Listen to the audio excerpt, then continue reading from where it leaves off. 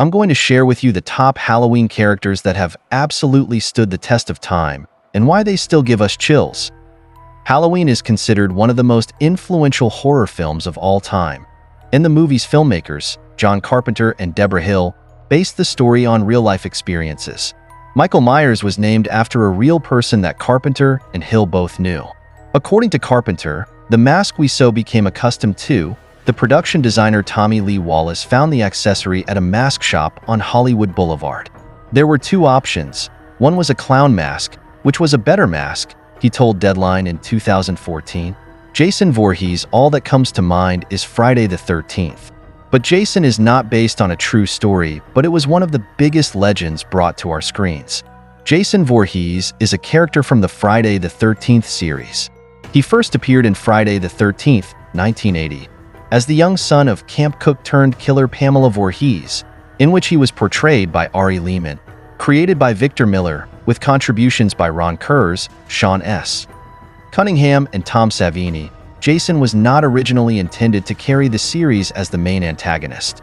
The character has subsequently been represented in various other media, including novels, video games, comic books, and a crossover film with Freddy Krueger. Talking of Freddy Krueger, is he based of a real person? Well, he was introduced to use in the horror film A Nightmare on Elmo Street, but it's a fictional character. Wes Craven said his inspiration for the basis of Freddy Krueger's power stemmed from several stories in the Los Angeles Times about a series of mysterious deaths. All the victims had reported recurring nightmares and died in their sleep. John Kramer, also known as the Jigsaw Killer, or simply Jigsaw, is a fictional character and the primary antagonist of the Saw franchise. Jigsaw made his debut in the first film of the series, Saw, and appears in all subsequent installments, with the exception of Spiral, in which he is only mentioned and featured in photograph. He is portrayed by American actor Tobin Bell, but not entirely fictional though. The film was inspired by the story of Kim Philby, a British intelligence officer who was secretly working for the KGB, then defected to the Soviet Union in 1963. Pennywise. Most of us say, the movie is a must-watch for me. This is the movie based upon the 1989 Stephen King book that might have started the whole evil clown phenomenon. It is the story of a group of misfit children in Derry, Maine, facing evil one summer in the form of Pennywise the Clown, who has already killed one character's younger brother and haunts the others in various terrifying forms. Almost certainly the most well-known evil clown, save for Batman's arch-nemesis, the Joker, Pennywise is modeled after real-life serial killer John Wayne Gacy, aka Pogo the Clown, aka the Clown Killer.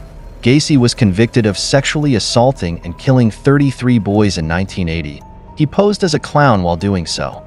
Pennywise just might be the most recognizable figure in the Stephen King universe, short of Cujo and the Overlook Hotel from The Shin. Chucky is the most well-known character out there.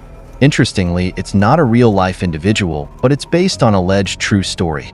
The real events that helped inspire what would become the story for Child's Play begin with the tale of Robert the Doll.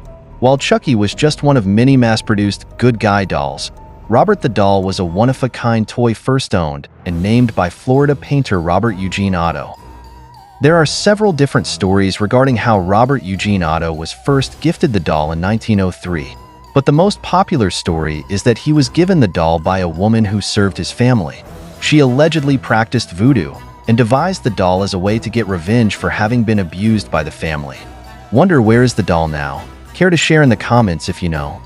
Ghostface, alternatively stylized as Ghostface, is a fictional identity that is adopted by the primary antagonist of the Scream franchise. The figure was originally created by Kevin Williamson and is primarily mute in person but voiced over the phone by Roger L. Jackson, regardless of who is behind the mask, as all killers use a voice changer utilizing that exact voice, starting in person with Scream 2. The disguise has been adopted by various characters in the movies and in the third season of the television series. Is it a man or a lady behind the mask? Let me know in the comments. It's been a mystery. Couldn't find more about the origin, but should be interesting story behind the Halloween costume. Bugwul is an ancient Babylonian pagan deity who consumes the souls of children.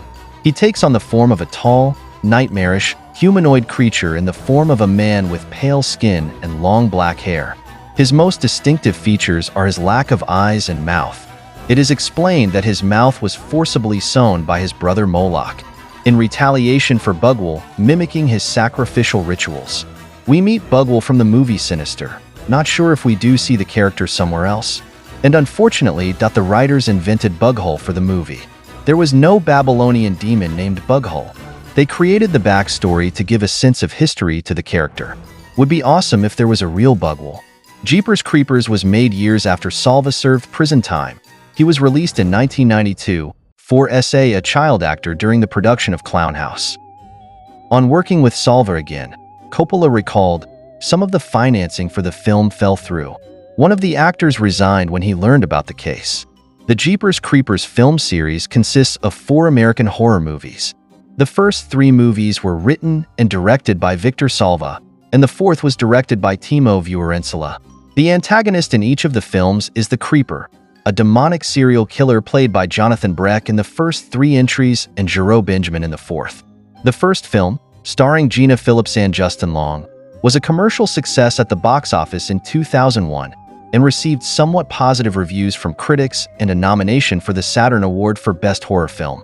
Subsequent entries in the series were not well received.